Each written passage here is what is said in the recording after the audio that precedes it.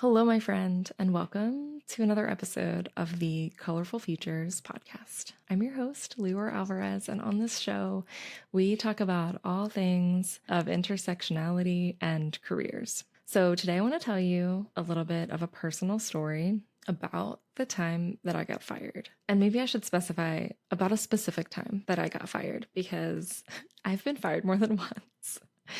But maybe you can relate, especially if you're an ADHDer. I think that's pretty common. So to make a pretty long, detailed story a little short, I'll just tell you that I started my career in graphic design and worked my way into jobs like that, went freelance. After burning out as a freelancer, I went back to my roots in food service and eventually became a manager, burnt out in that job, and then found my way into recruiting. Where I landed was with a creative staffing agency, which was such a great blend of having a new cool corporate career, but still sort of having my hands involved in design. That's what I used to always say, is that I loved being a creative recruiter because I loved recruiting and I didn't have to be a designer, but I could still be in that world and know what was going on and help designers help other creatives find work, which was great. Landing in that job was the most money I've ever made. I was making base pay, making commission. My base was like the same as what I was making as a manager, and the commission was just a really nice cherry on top of that package. And I was working in the city, and I had really always wanted to be back in the city. And so all things were looking up. I started the job and I was commuting. I was living in the suburbs at the time. So I took the train in and I had to be in work every day at around 8:30 because we kicked off our day with an 8:45 meeting in the open office. That was what I like to call like the business district in Philadelphia. So I'd been working in this new job about 2 months when I was called into my office's little conference room to have a meeting with my boss and his boss. And we got on this conference call, and my boss's boss out of New York, she was like, we just want to check in because in the past month, now remember, I've been there for 2 months. She said, in the past month, you haven't been here a full week. Like you haven't worked a full week in 1 month because I had been calling out. I would either call out not feeling well or call out because of like an issue with the train, and I'd work from home. And it's also important to remember this is pre-pandemic.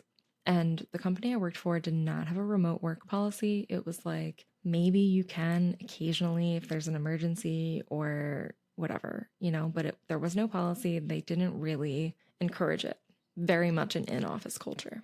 And I remember just like immediate fight or flight overtook me in that moment, just like really triggered, really, I was like hot and shaky and just feeling like I really had to defend myself. And I was like, I really like this job. It's just like all these different circumstances, and just kind of kept making excuses and reiterating the excuses as to why I wasn't there 5 days a week for the last month. The second month I was there. I remember sitting in the park across the street during lunch, and it was that same day, and I was thinking I should just apply elsewhere. Like the rejection sensitivity was very high, and I was really triggered. And I did not know I had ADHD back then. So please also keep that in mind. I did not know that my brain operated in a special way. So fast forward almost 3 years, and we've now gone through the pandemic. I started this job in late 2018. Yeah. So about 2 years later, pandemic hits, we're working remotely, and a lot of different things happened with our workload. And, we worked in an agency, so workload was not the same as it was before. And I was put on a performance plan. Now, this was about the time that I was starting to figure out that I had ADHD. And I was put on a performance plan because I wasn't meeting like our basic metrics of like the amount of people we needed to engage with every week. And there were just some other things happening, lapses in communication, canceling meetings, things like that. So I worked through the performance plan, and I technically like graduated from the plan and got through it. Only for about 2 months later, I joined my one-on-one with my boss, and he tells me, this is your last day with us. and like I could feel my world crashing. Like earlier that year, actually, maybe it was a year and a half prior,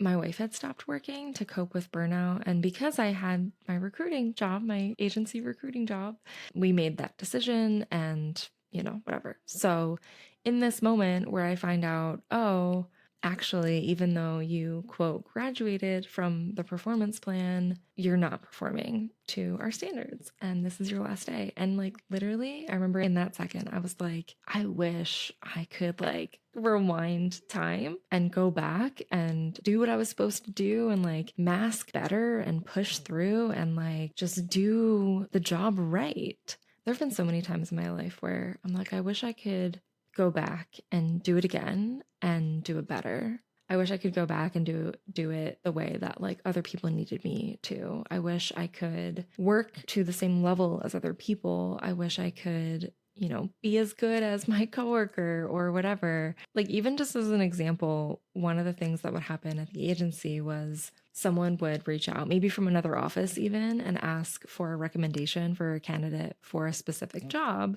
And for me, I would always have to go into our database and search. And then like I would recognize names and I'd be like, oh yeah, like that person would be great. Or, oh, this person, I kind of forgot about them, but they would be good. And then I found out my coworkers would be able to just remember people. And it came up one day. I was like, I don't understand why recruiters are asking for recommendations when like they just can do what I was going to do anyway, which was look in the database and like search people or whatever. And my coworker was like, that's not what I do. And I was like, well, what do you do? Like just remember people? And she was like, yeah. And I was like, it was so weird to me. I was like, what do you mean you just remember people? Like you just remember someone you talked to almost a year ago who works in like this niche, who's like a videographer with a drone license, or like who, has written this type of article for this type of company or whatever. Like, how do you remember that? And I was just so blown away. And then I found out I had ADHD and that I have recall issues and all this stuff and like memory issues. I was like, oh, I see.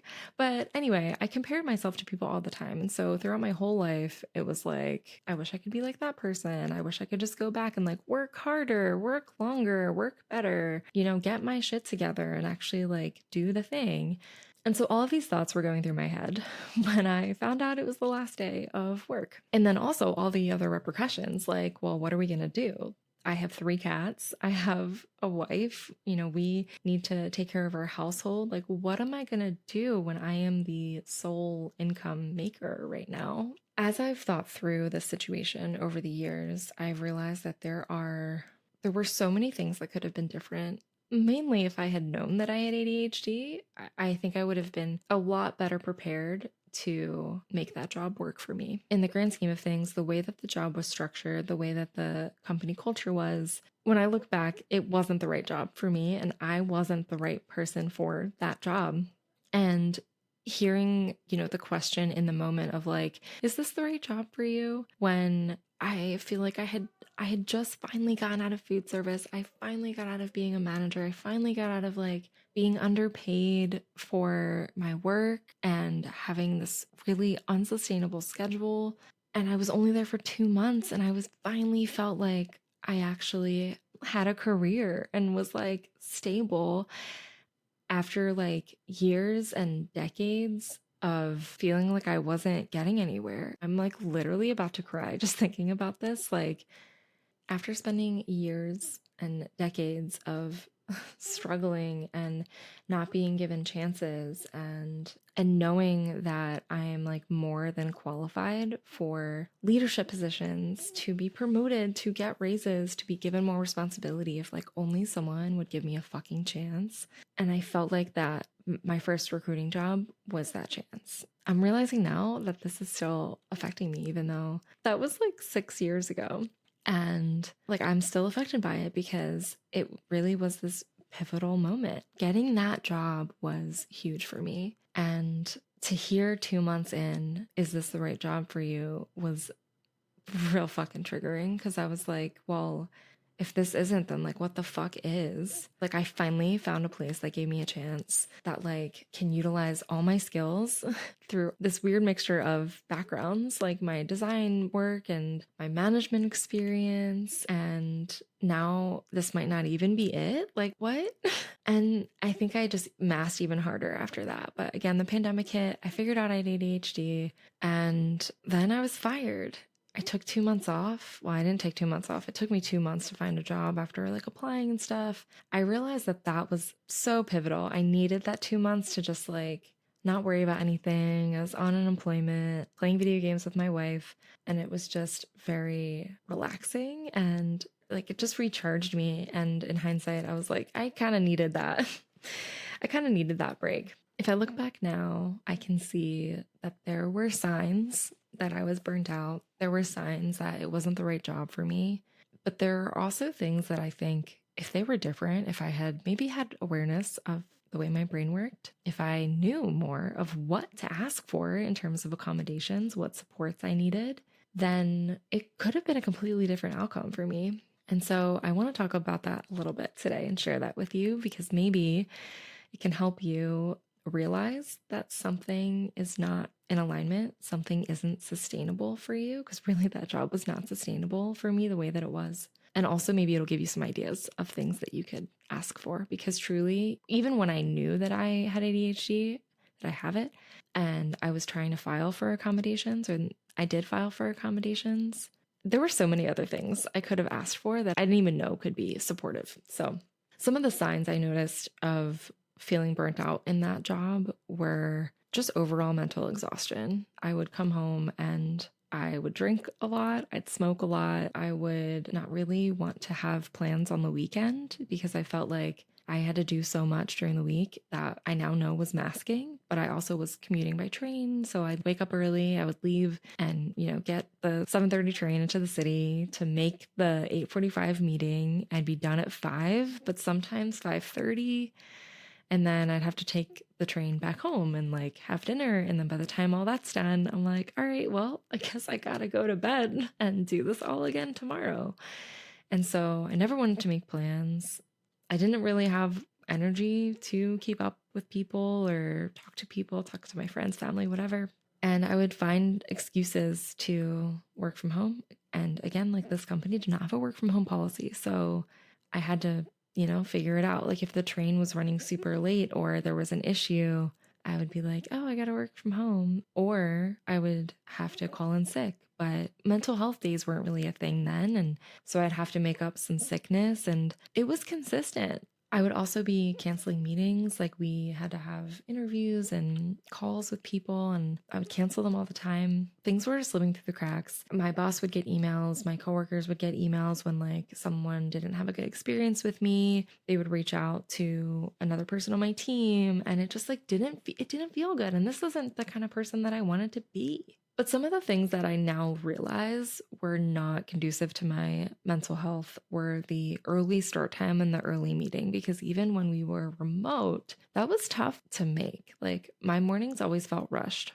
So that is one thing that I would say has been really supportive for me now that I'm self-employed, but also the job that I had after that was much more accommodating, both built in and things that I was able to request. So having a flexible start time was huge. The next job I had, they worked mountain time. They were out of Colorado. And it's like really nice when I got to start my day. I worked remotely, so I got to start my day right at 5 and I didn't have to commute anywhere. So I could just be at home. It was very easy. So I felt so spoiled once I got to work from home. And most people at the company started their day at 11 my time because they were in mountain time and I'm Eastern. And having that extra 2 hours to just like ease into my day, check my email. Like not a lot of people are on Slack asking me for stuff. That was so nice. And now that I am self-employed, I start my day at 10 so that I can have a super slow morning and I don't have to rush and I can be flexible with my day. The other thing I think would have been really supportive for me in the staffing agency job was that we worked in an open office. And everyone worked really close. So I had my little desk, and then right next to my desk was another desk with a coworker sitting at it. Right next to them was another desk with a coworker. On the opposite side, right in front of me, was another desk facing me, and someone was working there. And it was just this pod of desks of everyone working. We had speakers because our company was like split between recruiters and account executives. So, like, recruiting and sales. And the salespeople always wanted like club music and electronic music and like stuff that would get them fired up to do their sales calls. And that's not how recruiting really operates. And it was very overstimulating. Plus, my desk was right below the speaker. Like, the speaker was right above my head behind me, and it was really overstimulating. And so when I made calls, I would have like an earplug in the other ear so I could focus. But I didn't really have a choice because, again, you can't work remotely. And at the time, we didn't have laptops. So I couldn't go take my laptop and go out into like the lobby and work, or like into an interview room and work quietly. I was stuck at my desk. We did have a conference room that had a computer in there, but it wasn't hooked up properly to our servers and everything we needed to access to do our jobs. So that wasn't an option for me to work in. But if I had been able to file an accommodation that I needed to have an option to work privately, I think that could have happened. I think they could have fixed the connection to the server, or they could have gotten me a laptop and I could have worked on premises, but still had the option to sit at my desk or even sit at the lunch table, which was kind of across the room, still with the music, still with people in the open office, but like just a slightly different place to sit. Now that I'm self-employed, or even when I worked for the other company after that, when I worked in-house for the startup, we had laptops, and I work on a laptop now. So I get to move spaces. I can work at my desk. I can work from the couch. I can go to a coffee shop and get some focus stuff done. Just having the options to be in different places were really, really helpful. The other thing that was really helpful was having a big monitor. Now, I actually did have this in that job, but again, these things don't exist in a vacuum. So yeah, I had a big monitor, but the noise was still a problem. Not being able to focus was still a problem. But that is just something that has been so helpful for me, because just working off of a little laptop screen doesn't work for me. Now that I have sort of my dream desk set up, I have a huge monitor. I'm probably going to get another one, to be honest, but this one is like a 30-inch wide curved monitor. I also have my laptop, so I technically have a second screen. And I'm going to get a third one, a nice vertical screen on the other side that I can use to look at documents and things. But being able to see all my screens in one place is really convenient. And I can see like all the tabs I have open. I'm working between multiple documents usually. So all of that is really helpful. I can just see everything at once and nothing gets lost. It makes it so much easier for me to work and just be productive. So that's super helpful. The other thing I think I would change back then, which this was something that I don't think could change for that job, but is something to consider, is not having a commission-based job. So there's like two things to this. So with compensation in general, being paid a livable salary, being salary, not hourly, is huge. So when I was a manager, a food service manager, I was hourly. There were so many times where I had to work outside that time and I couldn't charge for it because I was overtime or whatever. It doesn't work for me. I am the kind of person that if my brain is not feeling right, if my brain needs rest, I need to rest. I can't force myself to work. But then there are times where my brain's like ready to work, but it's not a traditional business hour. And so being on a salary, a livable salary, is huge, because then I can work when my brain's ready. I can rest when it's not, and I don't have to be, rigid with my time. But this also ties in with having flexible scheduling. So that's another thing I think would help is, with having a flexible start time, that's super helpful, but flexible scheduling is huge. So again, if I need to take a break in the middle of the day because I need to take a nap or run an errand, or just like my brain's not feeling it, I'm not getting stuff done, I need to rest, but I'm getting stuff done on the weekend because my brain's like, oh, I'm ready for that. And I have the time and I can do it. Or at night, just being able to work with the way my body kind of flows is really nice. Kind of tied in with like the flexible scheduling laptop thing is being able to move around. So again, if I can stand at my desk, that's really helpful. If I can fidget, that's helpful without being distracting to other people. If I can change location, that's super helpful. So just having a lot more flexibility, again, so that I'm working with my body, with my brain, not against it, One of the things too that didn't really work out for me in that job was the type of work we had to do and the expectations. Now, again, I'm defining a lot of this in hindsight because I've built a lot more awareness about how my brain works, how my own cycles work, even menstrual cycles, and how that impacts my energy and my work. So some of this too is like, you don't know what you don't know, but when you become aware of things or you can learn things about yourself, it can really make a huge difference. So one of the things that we had to do at the staffing agency as a recruiter was we had to talk with at least 10 candidates every week, 10 job seekers who would be a good fit for some of the clients that we work with. Didn't necessarily mean we had a job for them, more like, hey, can we be one of the people that can help you find work? And if something comes up, we'll let you know. We had to kind of have these sort of 10 connections every week. I really struggled with that because, they were video calls or they were in-person calls, and it was just a lot of talking to people, and it was very exhausting.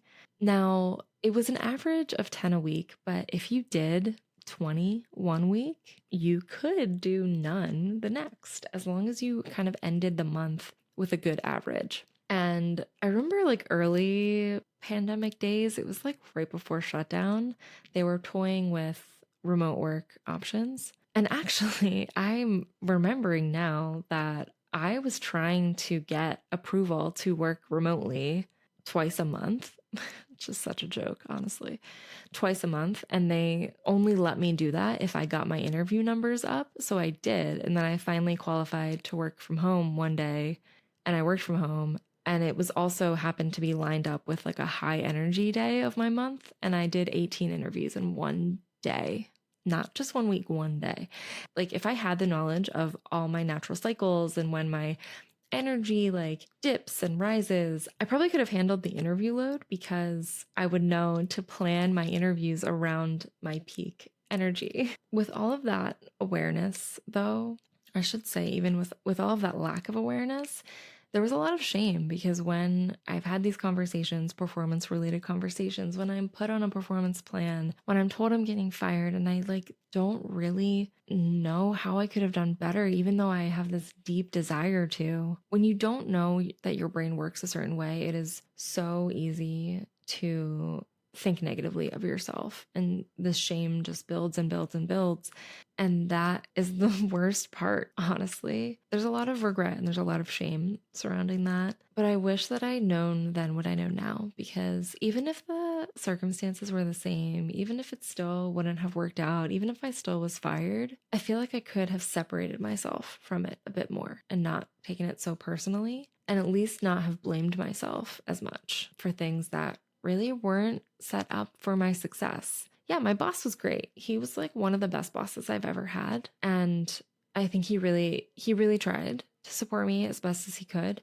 But you don't know what you don't know. And if I don't know to tell you that I have ADHD and that I struggle with recall and I struggle with phone calls and I struggle with early start times, like if I don't know to tell you that, then I just think I'm a fuck up and like, I guess I better get my shit together so that I don't lose this job because I actually do like it. I did like it. It was just really hard to meet their expectations.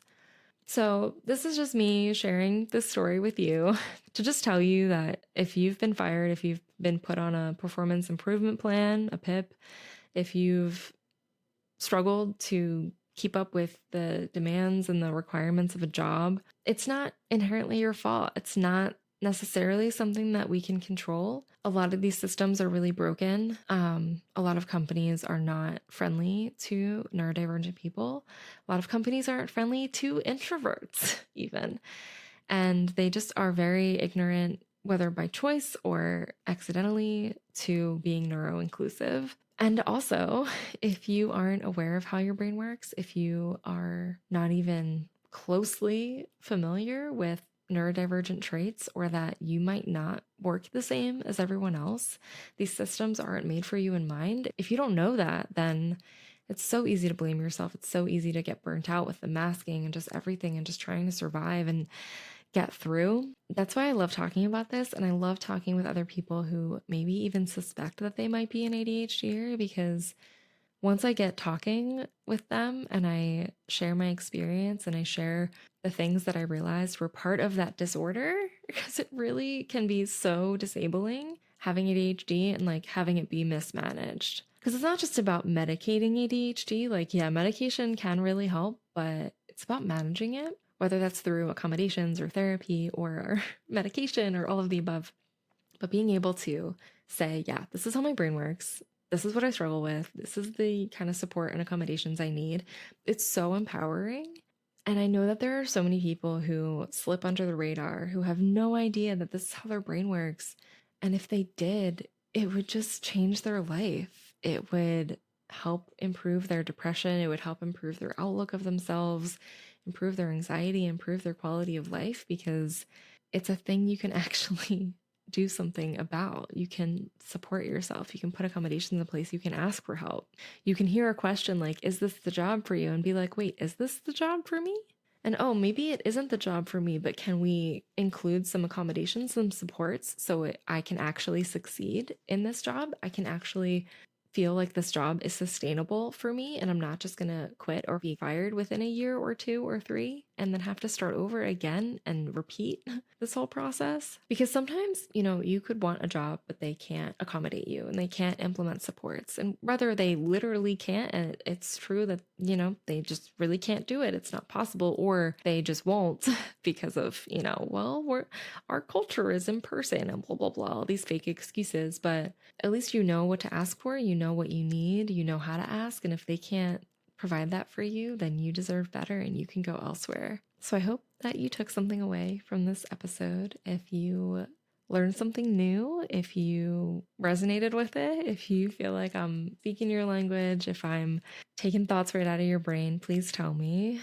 If you've figured out accommodations and supports that have worked really well for you to help make your job feel more sustainable, I'd love to hear them too. We can share them with the community. You can DM me on Instagram. You might even be able to comment on this podcast, but don't quote me on that. So you can always just DM me or send me an email. I would love to hear from you. And that's all for today. We'll see you on the next episode.